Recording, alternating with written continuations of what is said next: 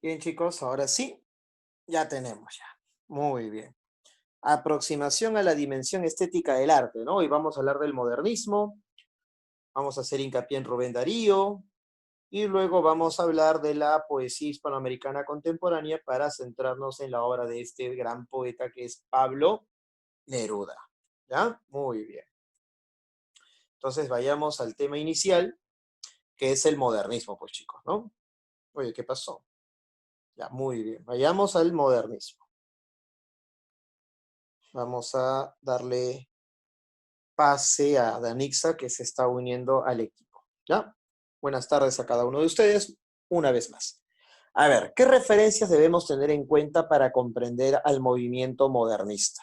¿Ya? Se va a modernizar la sociedad hispanoamericana. Eso trae consigo una valoración elevada de la utilidad. Lo útil es válido, lo que no es útil, ¿ya? No tiene validez, ¿ya? ¿Qué quiero decir con esto? Esto es la vida moderna, pues chicos. ¿Ya? Esto es la vida moderna.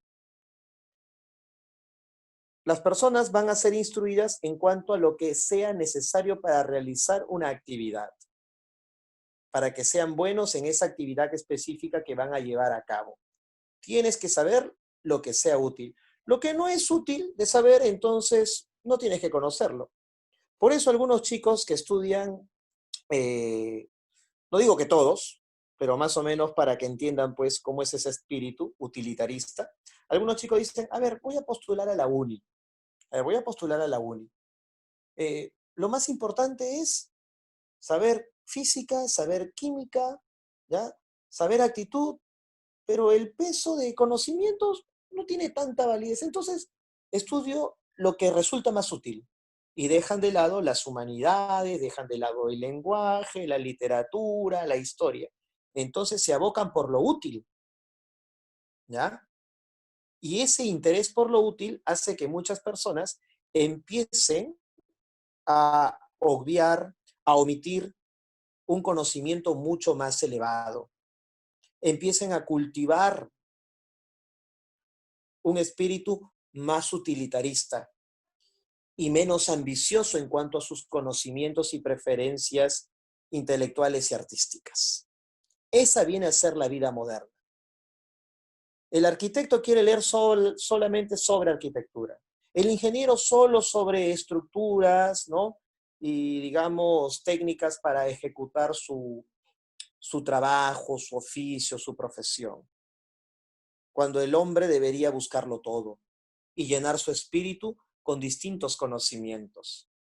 Entonces el utilitarismo trae una pobreza espiritual, porque el hombre solamente quiere dominar lo necesario para llevar a cabo un eficaz trabajo, pero termina empobreciendo otros aspectos de sus ambiciones intelectuales.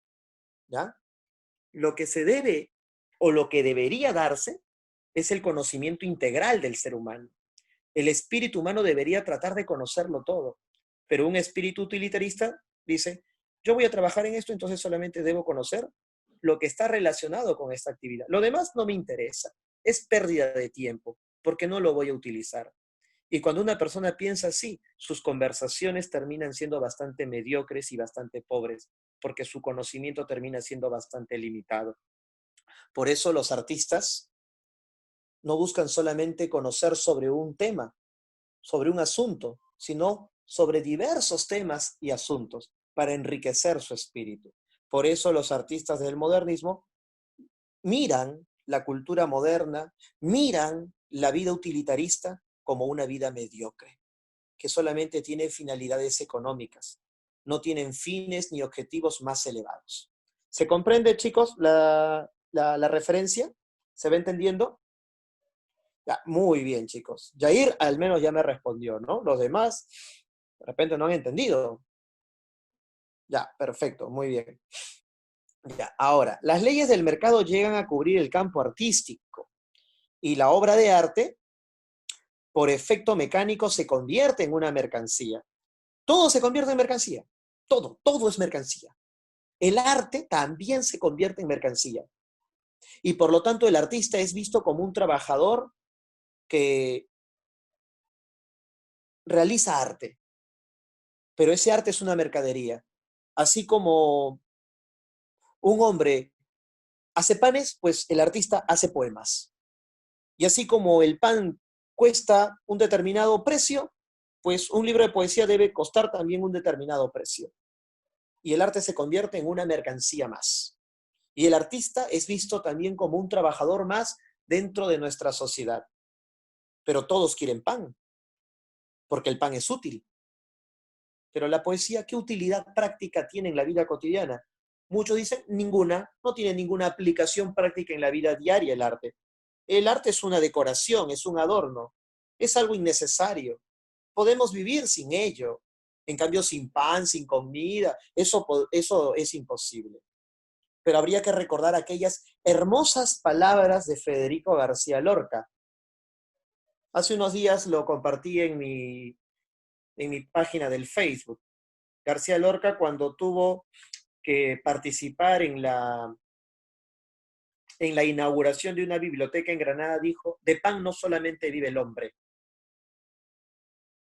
porque si el hombre solamente viviese de pan sería como una máquina que solo necesita combustible o energía suficiente para realizar su trabajo. El hombre también debe alimentarse espiritualmente, con libros, con arte, con cultura, que lo sensibilicen, que le hagan conocer el mundo de una manera más amplia y profunda.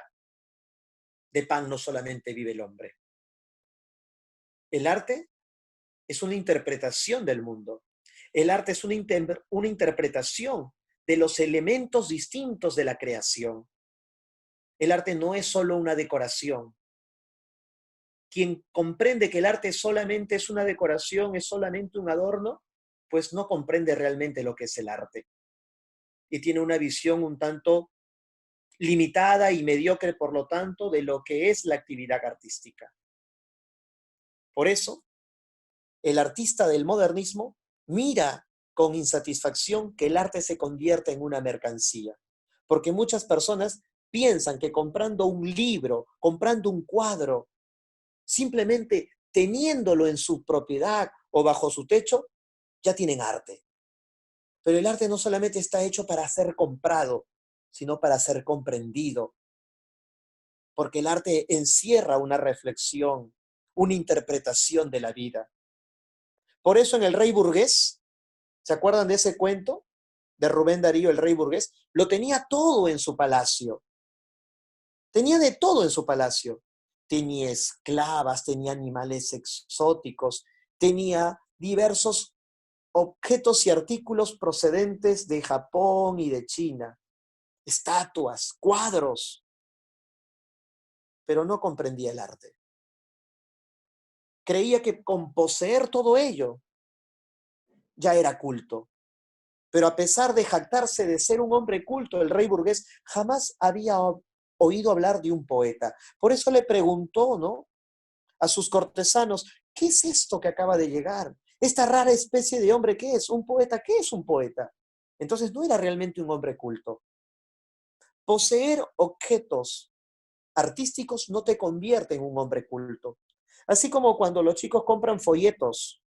El hecho de que tú tengas folletos de aritmética, de álgebra, de historia, de literatura, no significa que tú eres sabio en literatura, en aritmética, en geografía, en geometría, porque tienes que valorarlo, tienes que leerlo, tienes que conocerlo, tienes que interpretar el conocimiento que hay en esos folletos. El rey burgués pensaba que con solamente tenerlo ya era culto. Entonces es un acto hipócrita. Tratar de disimular cultura simplemente adquiriendo objetos artísticos.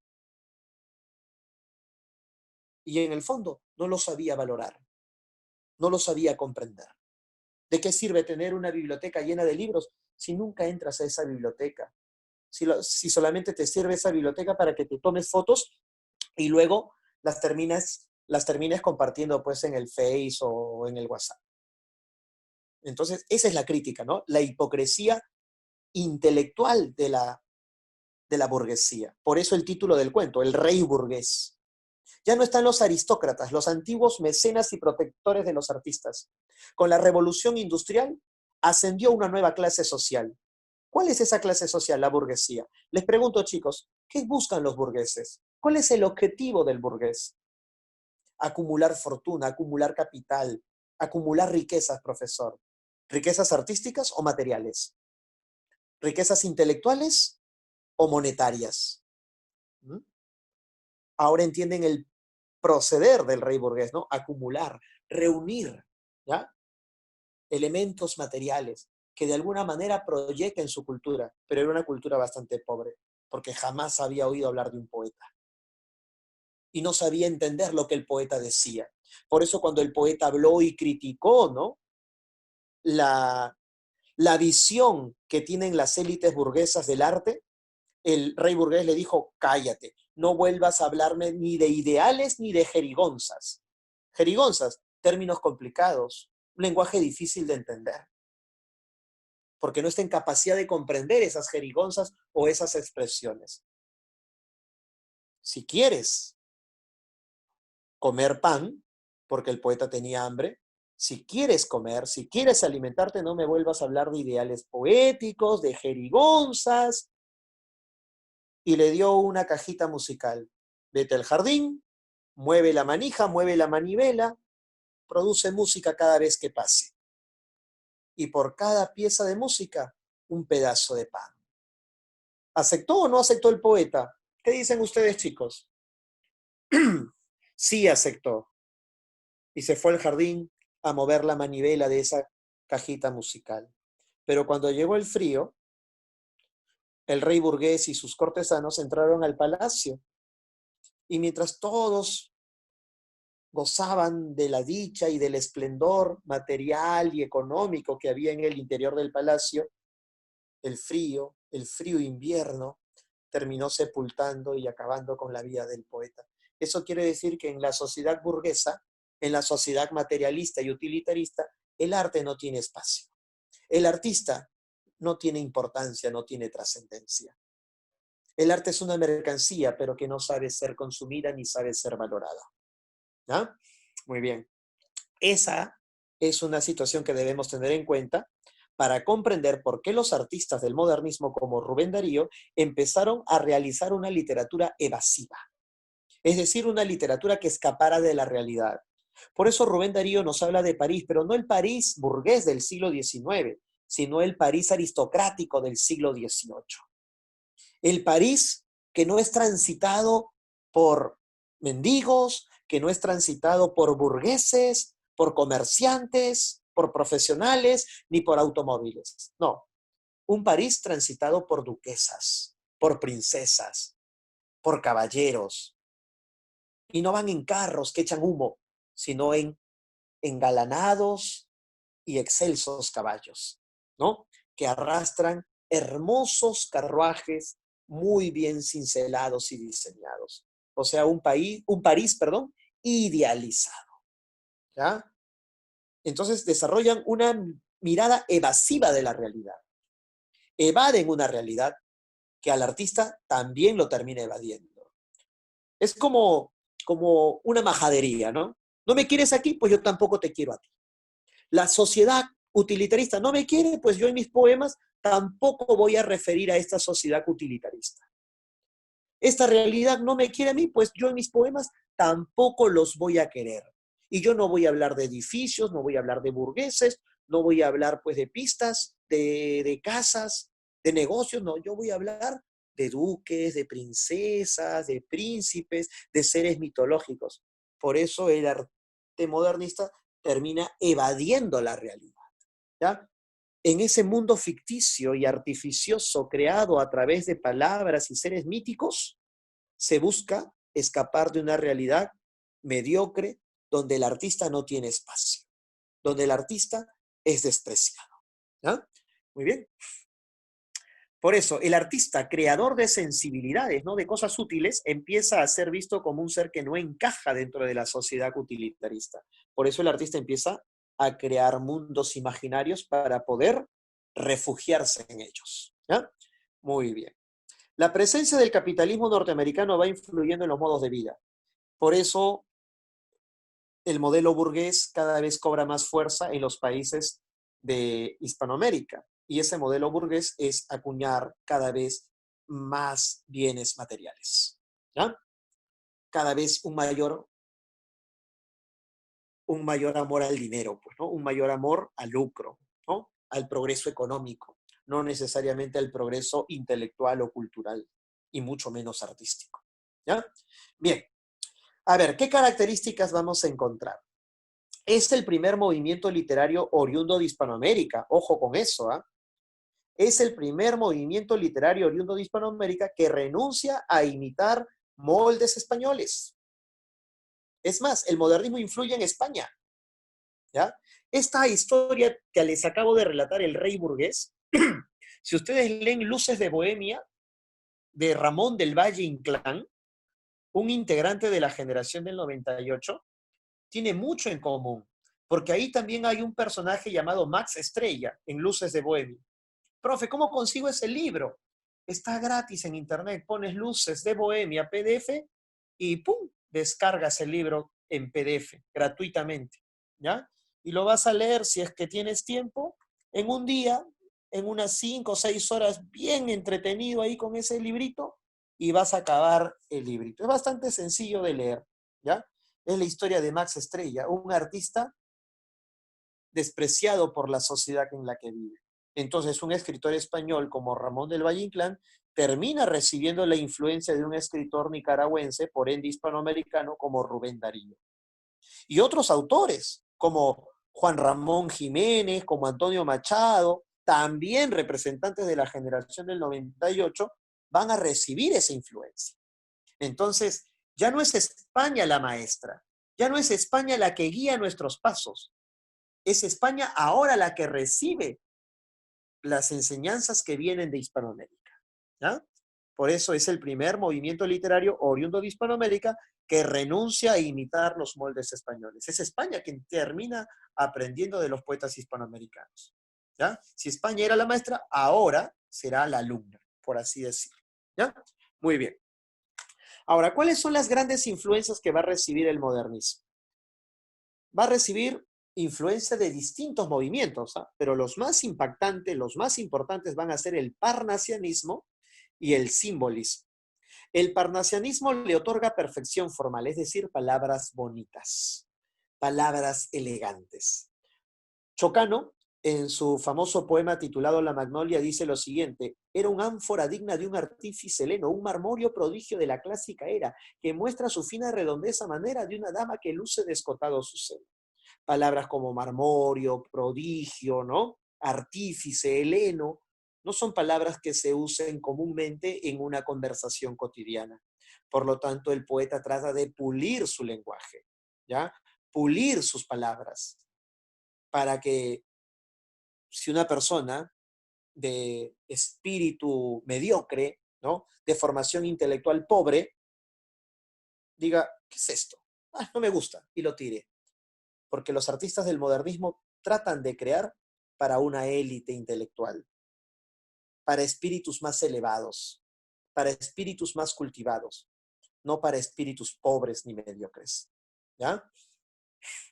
Entonces se puede decir que el arte modernista fue elitista, sí, buscó un público especial, no buscó las masas, ¿no? Buscó un público especial, ¿ya? Muy bien, que se sintiera atraído, ¿no? Por este lenguaje preciosista, por influencia del parnasianismo. Entonces el parnasianismo cultiva un preciosismo en el lenguaje, un preciosismo formal, ¿ya? Una perfección en el uso de las palabras. Profe, de qué manera influye el simbolismo? A través de la musicalidad y la sugerencia. Por eso los poemas modernistas son musicales. Pasarás por mi vida sin saber qué pasaste. Pasarás en silencio por mi amor y al pasar fingiré una sonrisa como un dulce contraste del dolor de quererte y jamás lo sabrás. Quizás pases con otro que te diga al oído esas frases que nadie como yo te dirá. Y ahogando para siempre mi amor inadvertido, te amaré más que nunca y jamás lo sabrás. ¿Ya? Soñaré con el nácar virginal de tu frente, soñaré con tus ojos de esmeraldas de mar, soñaré con tus labios desesperadamente y jamás lo sabrás. ¿No? Ahí está la musicalidad, ¿ya? Un lenguaje agradable. El simbolismo propone eso, que el lenguaje sea agradable, que el lenguaje sea bello y musical, ¿ya? ¿Y la sugerencia, profe? La sugerencia es la capacidad de decir sin nombrar, insinuar, no describir con su propio nombre las cosas, dar pistas para que el lector pueda entender a qué se está haciendo referencia. Por ejemplo, no sé si ustedes han leído el cuento titulado El velo de la reina Mab. ¿Conocen ese cuento? Está dentro de Azul, de Rubén Darío. El velo de la reina Mab.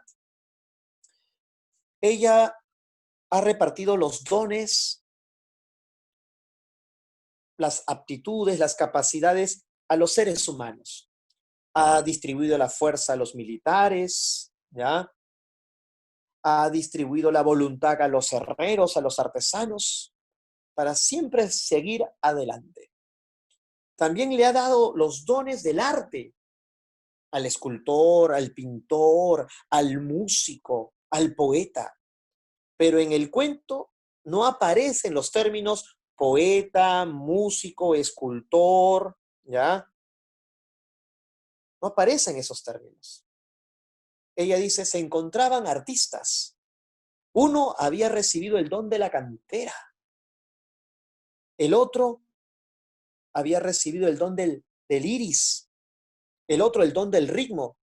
Y el otro tenía aspiraciones azules. Entonces no nos dice de forma directa, cantera, piedras. ¿Quién trabaja con las piedras? ¿Qué artista trabaja con las piedras? El escultor, profesor. Entonces nos da pistas para poder comprender a quién está haciendo referencia. Eso es sugerencia, ¿ya? A eso se le llama sugerencia. Profe, el iris está relacionado con lo visual. ¿Quién crea, no? Usando los diversos colores que pueden sorprender la vista. El pintor, profesor. El ritmo es parte de la música. Ah, entonces en vez de decir músico, el que cultiva el ritmo. ¿Ya? Muy bien. Entonces, la sugerencia es insinuar, dar pistas para que el lector pueda entender o comprender a qué se hace referencia. ¿Ya? Hasta ahí, chicos. ¿Se entiende? ¿Se comprende? ¿Va quedando? Ya, muy bien. Entonces, no te olvides, ¿ah? Hay influencia del parnasianismo y del simbolismo. ¿Ya? Ellos son los que más influyen. También hay elementos románticos en el arte modernista. También hay elementos naturalistas en el arte modernista. ¿Ya? Pero los que tienen más presencia son el parnasianismo y el simbolismo. Tanto el parnasianismo como el simbolismo son escuelas poéticas francesas. Eso quiere decir que los ojos de los modernistas escapa pues de la tradición española y mira hacia otras culturas literarias europeas. Por lo tanto, se vuelve más cosmopolita, más abierta al mundo es la mirada de los autores modernistas. ¿Ya? Esteticismo, otra característica importante del modernismo. ¿Qué quiere decir esteticismo, profe? Culto a la belleza. Y si miran bien la imagen, van a encontrar al símbolo de la belleza. ¿Cuál será el símbolo de la belleza en el modernismo? ¿El mar, profe? ¿La pluma, profe? ¿La espada, profe? ¿El caballero, profe? ¿Quién será el símbolo del modernismo? El cisne. Muy bien, Anderson. Incluso Rubén Darío tiene un poema titulado El cisne dentro de prosas profanas. Y el cisne se convierte en un símbolo, en una metáfora de la nueva poesía, de la nueva belleza. Recuerda aquel relato mitológico en el que Zeus, transformado en un cisne, secuestró a Leda, la violó y tuvo una hija con ella, la hermosísima Helena. Helena, la mujer más hermosa de la tierra, surgió a raíz, ¿no? Del germen sembrado por un cisne. Entonces el cisne ha engendrado la belleza. Por mera analogía, el cisne está ligado con la belleza superior y suprema del modernismo. ¿Ya? No te olvides, ¿eh? Si te preguntan cuál es el ave símbolo del modernismo, el cisne. Y tú tienes que recordar que las plumas blancas están vinculadas con la pureza, en este caso con la pureza artística, ya que los parnasianistas como Teófilo Gautier señalaban lo siguiente: el arte cuando se vuelve útil deja de ser bello. El arte solo debe transmitir arte. El arte por el arte. ¿Ya? El artista debe crear arte no porque quiera convertirlo en un mero instrumento comercial. No, cuando el artista empieza a crear arte pensando en venderlo, ya está perdiéndose la verdadera espiritualidad artística. El artista debe crear arte por amor al arte, no por estar pensando en enriquecerse haciendo arte. Entonces ya no sería un amante del arte, sino un amante del lucro, del dinero, de cosas materiales, no de cosas espirituales como el arte. ¿Ya? Entonces recuerda, el arte es puro en el modernismo. Crear arte por amor al arte, no por amor al dinero. Aunque claro está, chicos, que por más que los artistas buscaban eso, también tenían que comer. Y al comprender que el arte que ellos producían no era requerido por las masas, no era consumido de la manera suficiente para que pudieran subsistir de su arte, tenían que dedicarse a otras actividades. Por eso Rubén Darío tuvo que dedicarse a la diplomacia, tuvo que dedicarse al periodismo. Lo mismo pasó con Chocano, también se dedicó a labores diplomáticas en nuestro país, ¿ya? Siendo secretario, por ejemplo, del dictador guatemalteco Manuel Estrada Cabrera, que casi le costó la vida, ¿ya? Así que los artistas eran conscientes de que la sociedad materialista y utilitarista no les iba a dar lo suficiente comprando sus obras para comer. Así que tenían que buscar otras labores para poder sobrevivir o subsistir. ¿Ah? Muy bien. Profe, ¿qué es el exotismo? El exotismo es la belleza, pero buscada en espacios y tiempos lejanos. Por eso le dije que Rubén Darío en Prosas Profanas no nos habla de París del siglo XIX, sino el París del siglo XVIII. No solamente nos está llevando lejos en el espacio, sino también lejos en el tiempo. ¿Ya? En sus poemas también encontramos referencias a ciudades de China, de la India y de Japón, como Kioto, por ejemplo. ¿Ya? Entonces, encontramos que se busca la belleza no en el espacio inmediatamente próximo, sino en espacios lejanos y también en tiempos y eras lejanas. Eso viene a ser el exotismo. Y tienes que tener mucho cuidado porque a ti te pueden preguntar, ¿qué rasgo del modernismo se puede apreciar cuando se busca la belleza en espacios lejanos? ¿Cuál será tu respuesta? ¿Esteticismo o exotismo? Claro, exotismo. Pero si a ti te preguntan, ¿qué rasgo del modernismo está ligado con el culto que se le rinde a la belleza? Ah, ya, ahí la respuesta ya sería esteticismo, ¿ya? Por eso tienes que estar bastante atento a las preguntas que te hacen, porque a veces te puedes confundir por hacer una mala lectura, ¿ya? Buscar solo la belleza, esteticismo. Pero si te dicen buscar la belleza en mundos lejanos, mundos distantes, ya eso es exotismo, ¿ya? Muy bien. Cosmopolitismo, estar atento a las novedades que se van produciendo en el mundo, ¿no? Pero en el presente del tiempo que vivían los poetas modernistas. ¿Y qué eran las novedades de ese mundo presente en el que vivieron los modernistas? Las novedades eran el parnasianismo y el simbolismo franceses. Era también el conocimiento de los poetas del norte de América. De Estados Unidos sobresalía la figura de Walt Whitman, por ejemplo. Así, Chocano, en su libro Alma América, menciona a Walt Whitman. Cuando él dice, por ejemplo, Walt Whitman tiene el norte y yo tengo el sur. Y ya mencionamos a Walt Whitman la semana pasada cuando hablamos de la generación del 27, ¿no? Un poeta que hablaba pues de libre amor, ¿no? De la libertad para amar. Y era un poeta muy respetado en Estados Unidos. Entonces hay un conocimiento o hay un interés por conocer a las sociedades más modernas y sofisticadas, como la europea y la norteamericana, ¿ya? Entonces son cosmopolitas, están atentos, ¿no? A lo que ocurre en el mundo, están actualizados, ¿no? Con lo que ocurre en el mundo, ¿ya? No solamente conocen lo que pasa en Hispanoamérica, sino que se sienten atraídos por distintas culturas, sobre todo las más sofisticadas, ¿ya? Y cuando digo sobre todo, es que hacen hincapié en ellas, pero no solamente en ellas. Por eso también hay interés por la mitología griega, por eso también hay interés, ¿no? por las ciudades orientales como Japón y China, por ejemplo. ¿Ya? Muy bien. Sincretismo. ¿Qué es sincretismo? Es un complemento al cosmopolitismo. El cosmopolita conoce, ¿no? Admira la grandeza cultural de distintas naciones, de distintos países. Conoce. Pero el sincretista usa, emplea, reúne esos elementos que ha logrado conocer en una misma obra.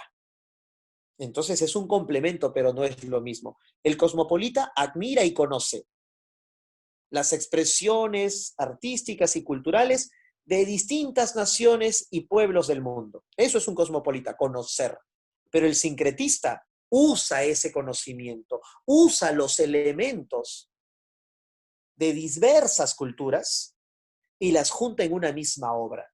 Así Chocano, por ejemplo, en el famoso poema Blasón, dice, la sangre es española e incaico es el latido. ¿Qué elementos se está juntando ahí? Porque ese es un sincretismo, es un mestizaje. El mestizaje es un sincretismo, chicos. La sangre es española e incaico es el latido. Y de no haber sido poeta, quizás yo hubiera sido un blanco aventurero o un indio emperador. ¿Cuáles son los elementos que está mezclando? El elemento hispánico y europeo, ¿ya? Y el elemento autóctono o indígena. Entonces está juntando elementos de diversas culturas, ¿ya? Eso es sincretismo. En el poema que mencioné hace un instante, El Cisne de Rubén Darío, se menciona a Richard Wagner, músico alemán del siglo XIX. Se mencionan personajes mitológicos como Thor, que es un personaje nórdico, un personaje de la mitología nórdica, del norte de Europa. Se menciona a Argantir, también un personaje de la mitología islandesa. Se menciona a Leda, se menciona a Helena, personajes de la mitología griega. Entonces encontramos elementos de diversas culturas, de diversos tiempos, pero dentro de una misma obra. Eso es sincretismo, ¿ya? Así que tienen que marcar distancias entre lo que es cosmopolitismo y lo que es sincretismo. Cosmopolitismo, mirar, conocer, admirar. Sincretismo, reunir, juntar, ¿ya? Muy bien. Profe, ¿y qué es el hispanoamericanismo? Bueno, lo que los políticos han dividido con sus ambiciones e intereses, el arte debe unir. Se trata de transmitir al modernismo como un movimiento que represente no solo a un determinado país, sino a todo Hispanoamérica. El modernismo debe representar a Hispanoamérica. El arte modernista debe pintar a Hispanoamérica como un territorio supranacional, donde las fronteras han sido desdibujadas por el quehacer artístico, por el quehacer literario. Por eso Rubén Darío nace en Nicaragua, pero ¿dónde publica Azul? En Chile. ¿Dónde publica Prosas Profanas? En Argentina. Y recorre diversos países de Hispanoamérica, tratando de unir, pues, a través del arte, la expresión modernista. ¿Ya? Hasta ahí, chicos, ¿todo claro? Los leo, chicos. ¿Se va entendiendo? ¿Se va comprendiendo? ¿Tienen alguna duda? Si tienen alguna duda, hacerla llegar para poder, ¿no? Todo claro, dice Milagro Solís. Muy bien.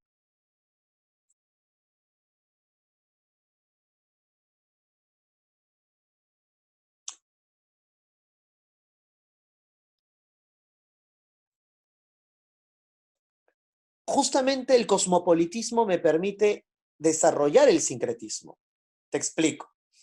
El sincretista no podría llevar a cabo esa acción de juntar, de reunir, de mezclar, si es que no tuviese un espíritu cosmopolita, ¿ya? Por eso el cosmopolita es la acción de conocer, la acción de admirar, mientras que el sincretista usa, ¿no?, esos elementos que ha conocido y que ha admirado dentro de una misma obra. Por eso en las obras lo que se puede observar es el esteticismo, es el exotismo, es el sincretismo, ¿ya? Pero como resultado del cosmopolitismo. Bien, ahora vamos a hablar, a ver, ¿y cómo podría reconocer en un examen si es cosmopolita o sincretismo? Si me preguntan por una característica. Ah, ya. Ya veo por dónde va. Ya, muy bien. Mira, el cosmopolitismo se puede apreciar mucho mejor cuando hay una actitud de conocer sobre todo lo moderno, es decir, lo novedoso para la época en que viven los artistas. Rubén Darío vive pues hacia finales del siglo XIX e inicios del siglo XX. Entonces la actitud cosmopolita lo conduce a sentirse atraído por los elementos novedosos de esa época. Conocer, por ejemplo, los aportes del simbolismo, conocer, por ejemplo, los aportes del parnasianismo, ¿ya? Y eso está presente en la obra de Rubén Darío, ¿no? La presencia del simbolismo, la presencia del parnasianismo. Por ejemplo, en un poema de prosas profanas, ¿ya? Se titula Responso a Verlaine. ¿Ya? Responso a Verlaine. Se escribe Verlaine, se pronuncia Verlé, ¿ya? En ese poema titulado Responso a Verlé podemos encontrar el cosmopolitismo, porque está rindiéndole admiración a un poeta de su tiempo, pero que no es de su región, sino de otra región, en este caso de la región francesa, de la región europea. Ahí podríamos apreciar mejor el cosmopolitismo, ¿no? El conocimiento y la admiración que siente por un artista de su época, pero que corresponde a otra cultura, que corresponde a otro continente.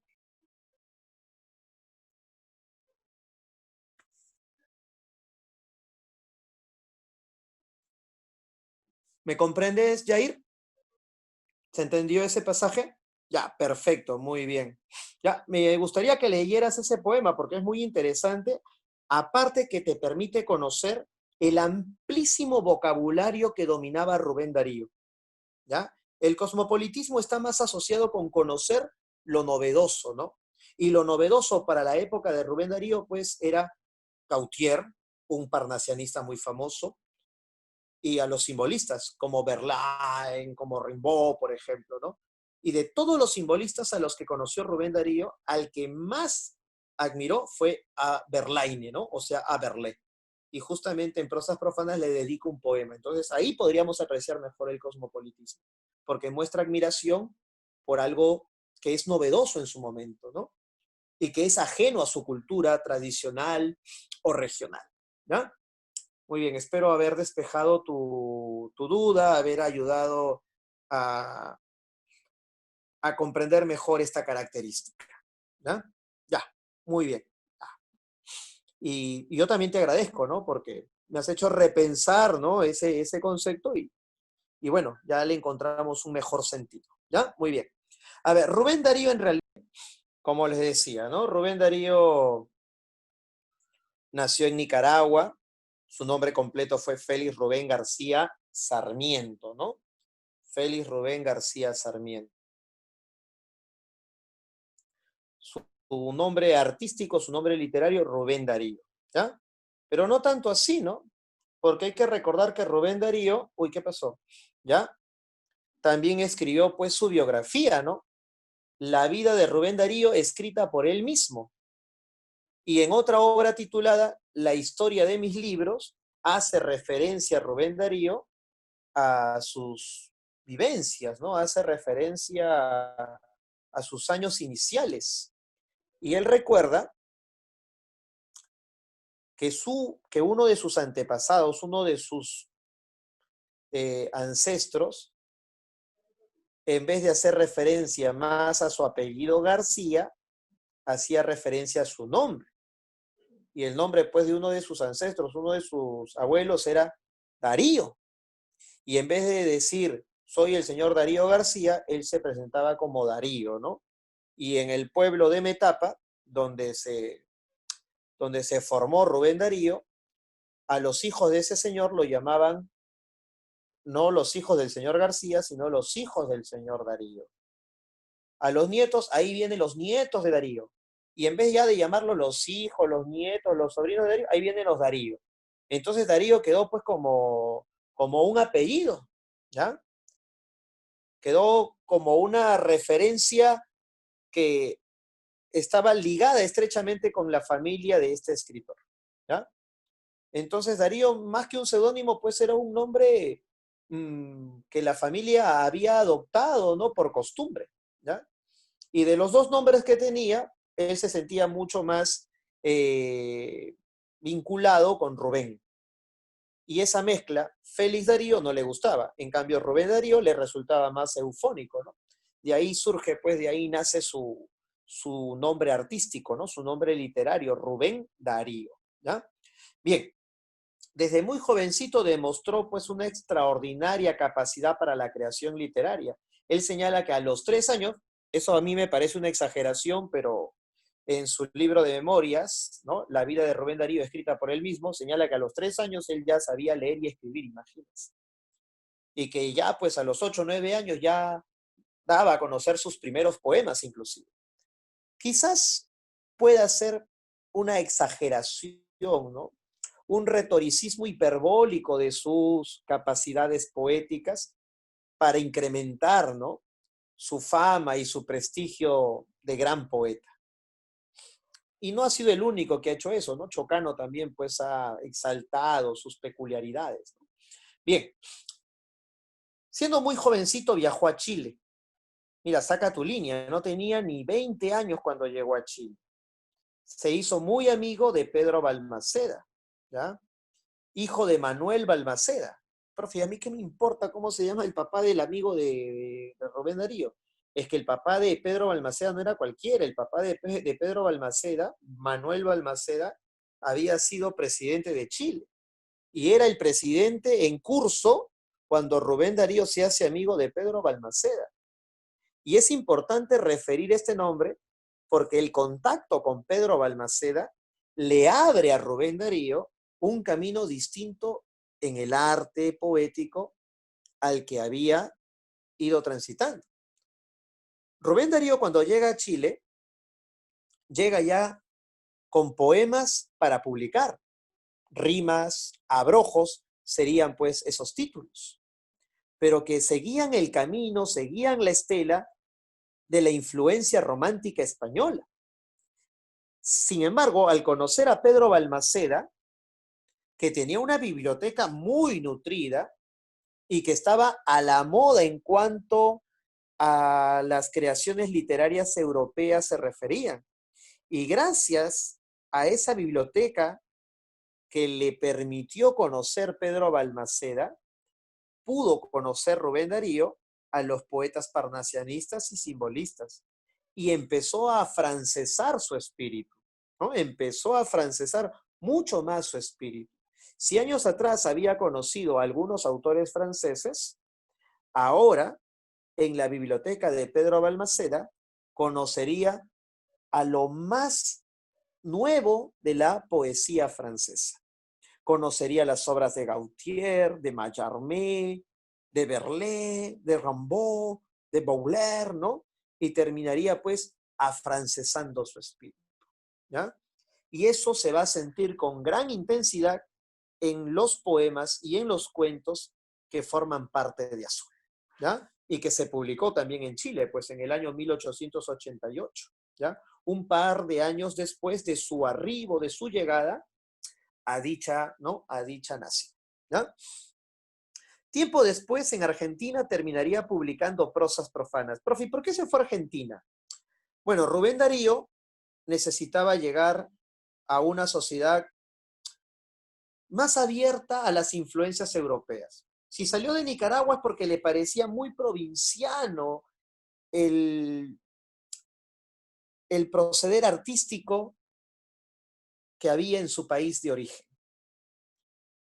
No había mucho contacto con Europa, así que solo se conocía lo antiguo, lo pasado de moda, pero lo novedoso, lo que se estaba haciendo en ese momento en Europa, no llegaba a Nicaragua, llegaba con retraso. Así que necesitaba una nación, un país más abierto a las modas e influencias europeas del momento. Por eso viajó a Chile. Chile estaba gozando una época de gran esplendor económico. Recuerda, 1886. Acaba de terminar la Guerra del Pacífico. Chile ha obtenido grandes riquezas después de la guerra contra el Perú. Así que la sociedad chilena, la sociedad de élite de Chile, está gozando los beneficios de haber triunfado en la guerra. Y el contacto con Pedro Balmaceda lo va a enriquecer en cuanto a su formación poética e intelectual. Pero el espíritu ambicioso de conocer más, de saber más, condujo a Rubén Darío a Argentina, que era una sociedad mucho más abierta a las influencias europeas que la sociedad chilena. Había una mayor cantidad de lectores en Argentina. Y recuerda que los artistas no viven solo de lo que escriben como poesía. Así que necesitan buscar otras actividades profesionales para poder obtener ingresos económicos. El periodismo era una de esas posibilidades. Si en Argentina hay una masa lectora más amplia, más numerosa que la que hay en Chile, entonces los periódicos obtienen más ganancias porque tienen más compradores, tienen más lectores, y sus periodistas podrían recibir un mejor pago. Por eso Rubén Darío, por esas, ¿no?, inquietudes económicas tan propias de cualquier ser humano, se vio pues atraído por viajar a Argentina, ¿ya? Y en Argentina terminaría trabajando para el periódico La Nación, ¿ya? Ahora, otra razón por la cual también llegó a Argentina es porque en Colombia se hizo amigo de Miguel Caro. Y Miguel Caro, presidente de Colombia, necesitaba un hombre de confianza para convertirlo en su embajador en dicho país. Y es así como Rubén Darío se termina convirtiendo en embajador de Colombia en Argentina. Y en aquella época las relaciones entre Colombia y Argentina eran muy, digamos, muy frágiles por la distancia, ¿no? Por la distancia. Así que muchas personas de Colombia no había en Argentina. Así que como embajador, ¿no? No tenía mucho que hacer en Argentina. Estaba ahí simplemente para calentar el asiento y recibir el pago, pues, de su amigo Miguel Caro, ¿no? Así que mientras tenía tiempo libre, escribía algunos artículos periodísticos para la Nación de Argentina, que así se llamaba pues el periódico para el que trabajaba, y también tenía tiempo para escribir pues algunos poemitas que luego formaron parte del libro Prosas Profanas, ¿no? Esas son las razones y las diversas motivaciones por las cuales Rubén Darío terminó llegando pues a Argentina, ¿ya? Y Prosas Profanas se terminaría convirtiendo en el libro más importante del modernismo, chicos. Si Azul fue el inicio del modernismo para muchos investigadores y críticos literarios, Prosas Profanas terminó convirtiéndose en la obra más trascendente, ¿ya? La más importante. Si Rubén Darío dijo, yo soy el padre del modernismo con Azul, con Prosas Profanas aseguró ser el mejor, ¿ya? No solo soy el primero, sino el mejor de todos los modernistas, ¿ya? Muy bien. Hacia el año 1898 ocurre un escenario muy conocido, un enfrentamiento bélico entre España y Estados Unidos. Así que el periódico La Nación le pide a Rubén Darío que realice pues algunas crónicas de lo que está sucediendo en España como consecuencia de la derrota. A ver, ¿cómo ha tomado España esta derrota militar? Entonces, con esas razones, Rubén Darío termina viajando a España, ¿ya? Y en España termina conociendo al gran amor de su vida, la hija de un jardinero, una chica analfabeta que respondía al nombre de Francisca Sánchez. Él no solamente le enseñará a leer y a escribir, sino que también le enseñará el camino directo a su corazón, porque nadie más que esa mujer supo agradar a Rubén Darío. Tuvo muchas mujeres Rubén Darío a lo largo de su vida, pero con ninguna compartió tanto como con Francisca Sánchez. Lamentablemente, hacia el final de su vida, justo en el contexto pues, de la Primera Guerra Mundial, Rubén Darío vino a ser una serie de conferencias, ¿no?, que invitaban a la paz en los países de Hispanoamérica. Francisca Sánchez sabía que Rubén Darío estaba muy mal, la cirrosis estaba acabando con su vida, que quizás esta gira, este viaje, estas conferencias en diversos países de América no le harían bien a su salud y tenía miedo de que no volviera, que no regresara a sus brazos. Le pidió a Francisca Sánchez que no hiciera ese viaje, pero el espíritu aventurero y ambicioso de Rubén Darío pudo más. y debió haberle hecho caso pues a su amada Francisca Sánchez, porque solamente vino para morir, ¿no? Llegó en un estado calamitoso, ¿no? Y el viaje empeoró, agravó su frágil estado de salud. Y a raíz de la cirrosis es que se acaba la vida de Rubén Darío, ¿no? Muy bien. ¿Qué rasgos posee la obra de Rubén Darío? A ver, en primer lugar, cultivó la poesía, prosas profanas, el año lírico, ¿no? El canto errante, canto argentina, ¿no? Son algunos de sus poemarios más conocidos. El cuento. El cuento lo va a cultivar en azul. Recuerda que azul hay poemas, pero también hay cuentos, ¿no? El velo de la reina Mab, eh, el fardo, ¿ya? El rey burgués, el sátiro sordo, ¿no? Son algunos cuentos que podemos recordar. El pájaro azul, ¿no? Son algunos cuentos que podemos recordar de ese libro. También cultivó el ensayo. Él tiene un libro titulado Los Raros, por ejemplo, ¿no? En Los Raros no habla de ustedes, chicos, ¿ah? En Los Raros, Rubén Darío habla de los distintos poetas a los que admiraba. Profe, ¿por qué los tituló Los Raros? Porque algo raro es algo extraño. Y lo extraño suele ser único, distinto y diferente. Entonces esos autores son distintos, son diferentes. Por eso los raros, ¿no? Por ser distintos y diferentes a los demás. Y obviamente en ese libro le rinde tributo a un poeta que yo ya mencioné, a Paul Verlaine, ¿ya? El poeta más admirado por Rubén Darío, ¿ya? Y también el periodismo. Si uno reúne los diversos tomos, porque son tomos lo que ha logrado escribir pues Rubén Darío, ¿no? Unos 18 tomos más o menos es lo que reúne toda su producción poética, toda su producción escritural, por así decirlo, no solo poética, ¿ya? Si reunimos todo lo que escribió de poesía, de cuento, de ensayo y de periodismo, nos vamos a sorprender que la mayor parte, más del 60% de lo escrito, no es poesía, no es cuento, no es ensayo, sino periodismo. Y eso nos demuestra que Rubén Darío, a pesar de haber sido el artista más importante del modernismo, tuvo que cultivar esa actividad periodística para poder subsistir. Como en el cuento El Rey Burgués, ¿no? Dedicarse a hacer otras actividades distintas a las que el espíritu nos condiciona a realizar para poder subsistir. ¿Ah? Si el mejor artista del modernismo tuvo que dedicarse al periodismo para poder subsistir, imagínense lo que tuvieron que hacer otros autores del modernismo para poder llevar pan a su mesa. ¿Ya? Recuerden, los artistas de esta época son conscientes, al igual que los artistas de nuestra actualidad, que del arte muchas veces no se vive. Y hay que buscar, pues, ¿no? Otras actividades para poder llevar pan al hogar. ¿Ya? Muy bien.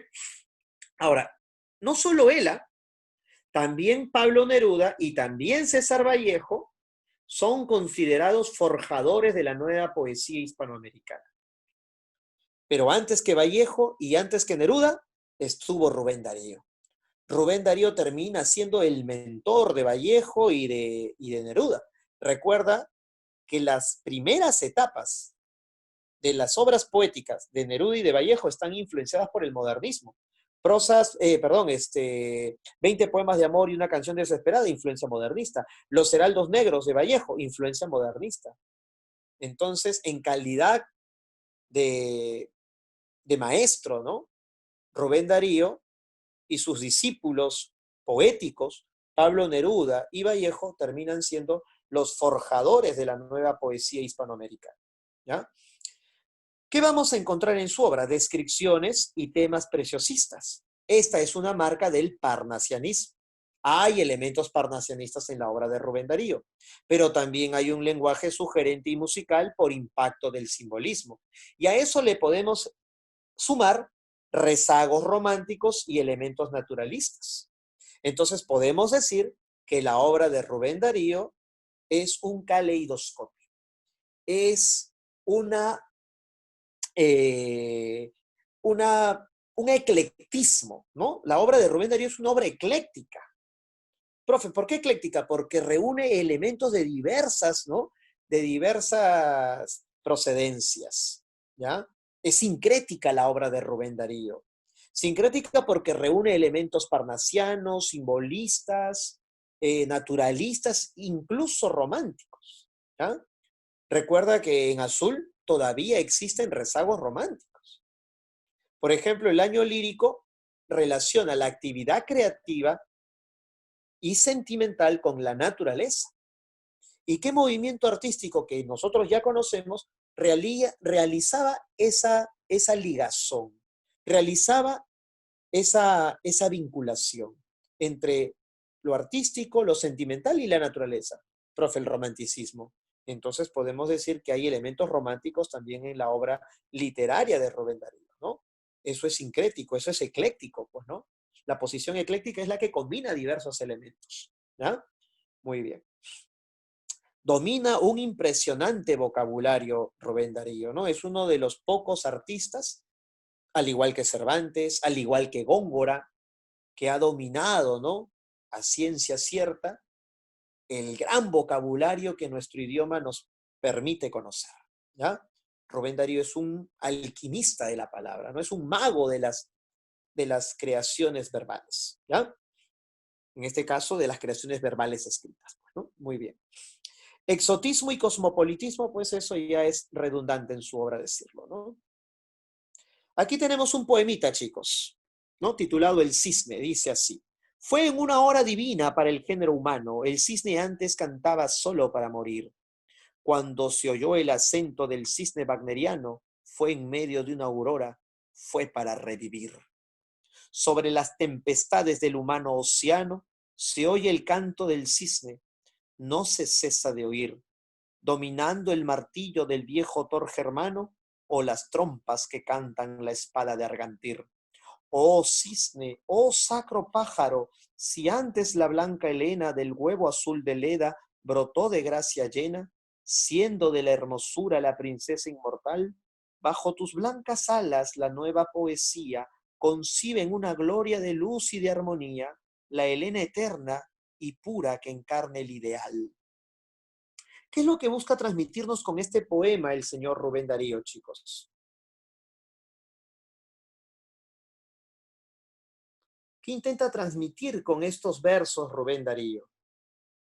Fue en una hora divina para el género humano. El cisne antes cantaba solo para morir. Según algunos mitos clásicos, el cisne antes de morir exhalaba un último canto. Cuando se oyó el acento del cisne wagneriano, Richard Wagner, un músico alemán del siglo XIX, que era muy admirado por Rubén Darío. Y Richard Wagner tenía pues una ópera llamada Lohengrin. Y da la casualidad que Lohengrin, ese personaje, tenía como símbolo en su escudo de armas al cisne, ¿no? Otra vez una referencia pues al cisne, ¿no? Al cisne wagneriano, al cisne de aquella ópera musical, ¿no? Fue en medio de una aurora, fue para revivir. Si la belleza, ¿no? Que representó el cisne ha muerto, ahora esa belleza va a resurgir, va a revivir, ¿no? Con mucha musicalidad, ¿ya?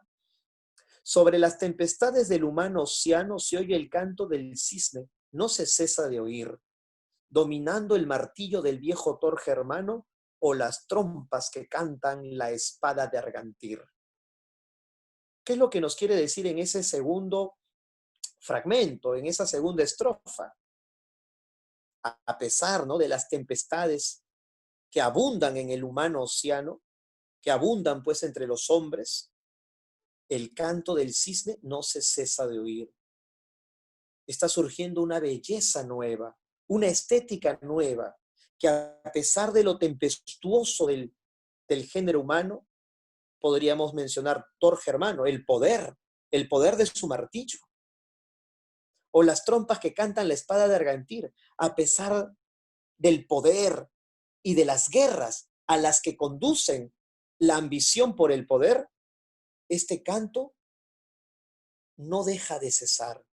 Este canto sigue plasmando su ideal estético, su ideal de belleza, por encima de las ambiciones del poder y de las guerras que ¿no?, que esta ambición generan. La belleza sigue existiendo. Oh cisne, oh sacro pájaro, oh sagrado pájaro, Si antes la blanca Helena del huevo azul de Leda brotó de gracia llena, o sea, si de ti, sagrado pájaro, si de ti, cisne, nació Helena, ahora del huevo azul, el color azul para Rubén Darío está relacionado con lo celestial, está relacionado con lo elevado del cielo. Y la poesía es lo más elevado que puede existir para el gusto de Rubén Darío. Por lo tanto, de ese huevo poético, ¿no? Brotó de gracia llena, siendo de la hermosura la princesa inmortal. Bajo tus blancas alas la nueva poesía. Así como Helena nació de ti, y ella fue, pues, ¿no? Lo más hermoso, fue una princesa inmortal cargada de hermosura. Ahora tú, cisne, vas a engendrar una nueva Helena. Y esa nueva Helena es la nueva poesía. Una nueva poesía cargada de armonías y de ideales. Mira todo lo que nos ha dicho Rubén Darío. Pero te pregunto, ¿todo lo que te acabo de explicar está dicho de manera directa o nos ha terminado sugiriendo todo esto Rubén Darío?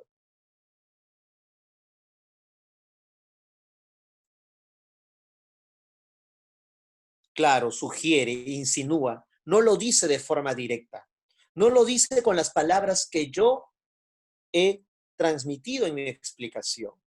Es algo que yo he interpretado y que he compartido con ustedes. Por lo tanto, hay también elementos simbolistas. Parnasianismo en el uso de un lenguaje preciosista, bello, pero simbolista en ese mensaje sugerente, en ese mensaje escondido. ¿Ya? Muy bien. Aquí tenemos las obras más importantes de Rubén Darío, ¿no? Azul y prosas profanas. Azul es el libro inaugural del modernismo, ¿ya? Claro, también hay elementos mitológicos, ¿no? Claro, y la mitología era muy empleada por los parnasianistas, ¿no? Por los parnasianistas, ¿ya? Libro inaugural del modernismo, Azul, ¿ah? Publicado en Chile en el año 1888, ¿ya? Cuando apenas Rubén Darío tenía 21 años, chicos. Y Juan Valera, ¿ya? Juan Valera le escribió una carta pública, una carta abierta, una carta publicada en un periódico donde felicitaba al autor de Azul. A raíz de las felicitaciones que Juan Valera expresa en esa carta, la recepción de Azul por parte del público y de los críticos literarios empieza a ser mucho más positiva y empieza a obtener más fama como poeta Rubén Darío. ¿Ya? Y justamente Juan Valera reconoce lo que yo dije hace unos instantes, que el estilo de Rubén Darío era un estilo ecléctico porque reunía elementos parnasianos, simbolistas, románticos y hasta naturalistas. Profe, ¿qué es el naturalismo? Es una visión realista de la vida, pero excesiva, profundamente negativa, determinista. ¿Cómo que determinista, profesor? O sea, si tú naces pobre, entre miserias, tu vida será así, pues. Tu vida está determinada por las circunstancias. Si tu padre es pobre y su vida ha sido mala, pues esas circunstancias van a determinar la tuya. Esa es la visión del naturalismo. Una visión realista, pero a la vez pesimista de la sociedad. Y eso lo encontramos en El Fardo, por ejemplo. ¿Ya? Eso lo encontramos en el cuento titulado El Fardo. ¿Ya? El Fardo es uno de los cuentos en los que Rubén Darío no hace referencia, pues, a lo mitológico y a los ambientes preciosistas. Si bien es cierto, usa un lenguaje elegante, propio del parnasianismo, la historia que comparte con nosotros no es una historia, pues, de fantasías, de ensoñaciones y de personajes aristocráticos. No, el espacio es bastante pobre. Es un puerto. Y es un hombre llamado el tío Lucas, ¿ya? Quien conversa con el narrador del cuento acerca de lo triste que está porque hace unos años atrás perdió a su hijo y cuenta las circunstancias en las que perdió a su hijo. Su hijo quería ser como él, un herrero, pero era tan débil, tan flaco, que no resistía a este enorme esfuerzo que es trabajar en la herrería. Por eso tuvo que descansar, porque quedó muy, muy enfermo tras los esfuerzos que hizo tratando de seguir mi trabajo. No tenía la salud no tenía la fuerza, a pesar de tener la voluntad. Mi familia siempre ha sido pobre, así que nunca tuvimos mucho alimento y quizás esto lo debilitó a mi hijo y terminó en cama, tratando de recuperarse, ¿no?, en su salud. Pasaron algunos meses y logré comprar una canoa, así que decidimos arriesgarnos como pescadores. Pero un día la corriente se puso brava y despedazó nuestra canoa contra las rocas. Así que decidimos trabajar en el puerto como cargadores. Y en una ocasión, mientras íbamos cargando con fardos un barco que ya iba a zarpar, yo me sentí mal y terminé en casa. Pero mi hijo continuó con el trabajo. Y una vez concluida la labor y cargado con todos los fardos, con esos rollos gigantescos de telas, ¿no? Y un fardo podía pesar tranquilamente 500, 600, 800, hasta 1000 kilos. Y eran unos ganchos gigantescos que levantaban estos fardos para colocarlos, pues, ¿no?, en la cubierta de los barcos. Después de haber cargado con las mercaderías a un barco que ya iba a zarpar, mi hijo estaba dispuesto a venir al hogar con el dinero cobrado.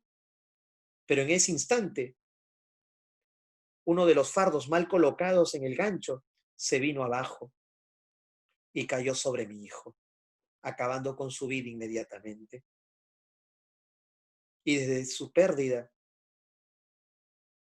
mi vida se ha vuelto más triste.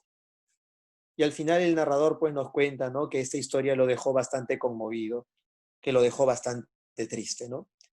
Una persona pobre que sigue sufriendo las miserias y las injusticias que esa pobreza le hacen seguir padeciendo. Ya, ese cuento es bastante único dentro de la obra azul, porque no hay ningún otro cuento que siga pues esa ambientación, ¿no?, y esas referencias. Aquí este hombre no se duele, no se conmueve porque es un artista que no está siendo reconocido, sino porque ha perdido a su hijo, porque es un hombre pobre.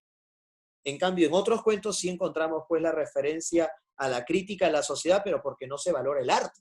En cambio, aquí este hombre se está condoliendo, se está mostrando triste, ¿no?, porque no tiene dinero, pues, ¿no?, porque tiene que padecer hambre, porque tiene que perder a un hijo, porque no hay las suficientes garantías para la vida de los trabajadores. Para los trabajadores más humildes no hay suficientes garantías. Y después de su muerte, nadie se hizo responsable. Lo que suele pasar con muchas personas que son humildes. Nadie se hace cargo de sus desgracias. Nadie se hace cargo de las injusticias en las que terminan, pues, siendo víctimas. Ya, ese cuento es raro dentro de Azul, porque no tiene la ambientación fastuosa, no tiene los elementos, pues, de ensoñación, ¿no? Y esa referencia al naturalismo está presente, pues, en la carta que hace extensiva Juan Valera, ¿no?, tras analizar y felicitar la obra de Rubén Darío. Claro está que Juan Valera, como español que era, le dijo que debía corregir un poco el afrancesamiento, ¿no?, excesivo que había en la obra, que no sabía la edad del poeta, pero esta necesidad de hacer cosas distintas, de proponer cosas nuevas, indican que es un muchacho joven. Quizás no pasa de los 25 años. Y no se equivocaba Juan Valera. Rubén Darío apenas tenía 21 años cuando publicó Azul. ¿Ya? Muy bien, chicos. Entonces, si a ti te preguntan, ¿cuál es el cuento más realista dentro de Azul? ¿Cuál va a ser tu respuesta? ¿Cuál es el cuento más realista dentro de Azul?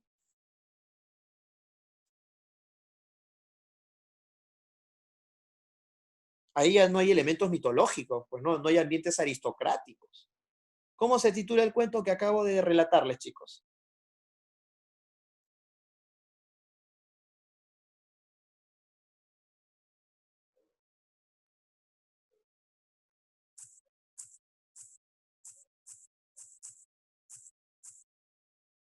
Ahí está en el chat, chicos, para los que no han estado atentos con el título.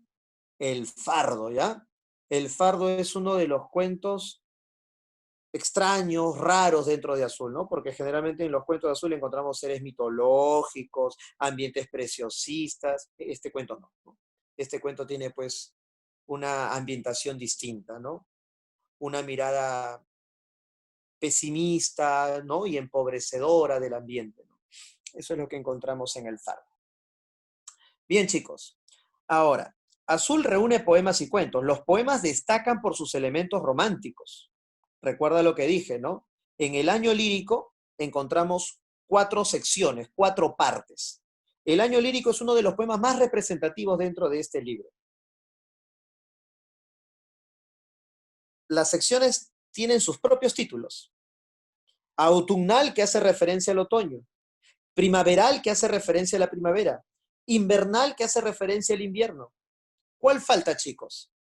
Si ya tenemos primaveral, si ya tenemos invernal, si ya tenemos autumnal, ¿cuál falta?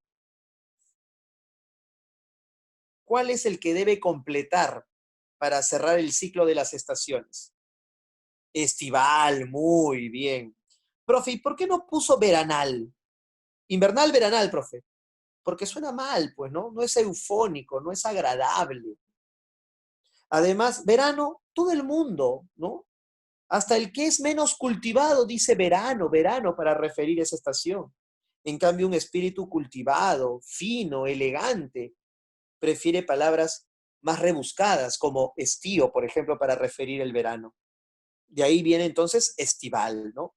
Por su raíz latina, ¿no? Estival, ¿ya? Muy bien. Y en estos poemas vamos a encontrar el empleo del soneto alejandrino. Rubén Darío perfecciona el soneto alejandrino. Rubén Darío vuelve famoso el soneto alejandrino. Y después de él, muchos poetas de Hispanoamérica querrán emplear el soneto alejandrino. El soneto clásico, 2 cuartetos, 2 tercetos. Cada línea de 11 sílabas métricas. Rubén Darío dijo, si un soneto tiene 2 cuartetos y 2 tercetos, eso quiere decir que hay 14 versos en total, 14 líneas en total. Y cada línea mide 11 sílabas métricas. Entonces, si hay 14 líneas de arriba hasta abajo, para que todo sea perfecto, cada línea debería medir 14 sílabas métricas. Entonces, así debo trabajar yo los sonetos. Y así empezó a crear los sonetos Rubén Darío. Este poema titulado El Cisne, por ejemplo, es un soneto alejandrino. Cada línea, cada verso mide 14 sílabas métricas. Por lo tanto, tenemos 14 líneas, ¿ya? Tenemos 14 líneas de arriba para abajo, y cada línea mide 14 sílabas métricas de izquierda a derecha. Hay entonces una perfección en cuanto a la presentación formal, ¿ya? Hay una perfección en cuanto a la presentación formal, ¿ya? Muy bien. Esa es influencia parnasianista, la búsqueda de la perfección en las formas, por ejemplo, ¿ya? Muy bien. Ahora, los cuentos están trabajados con un fino lenguaje poético, ¿ya? Y un marcado interés por lo mitológico. En varios de ellos se aprecia la condición marginal del artista. Acuérdate de esta situación, el rey burgués, ¿ya?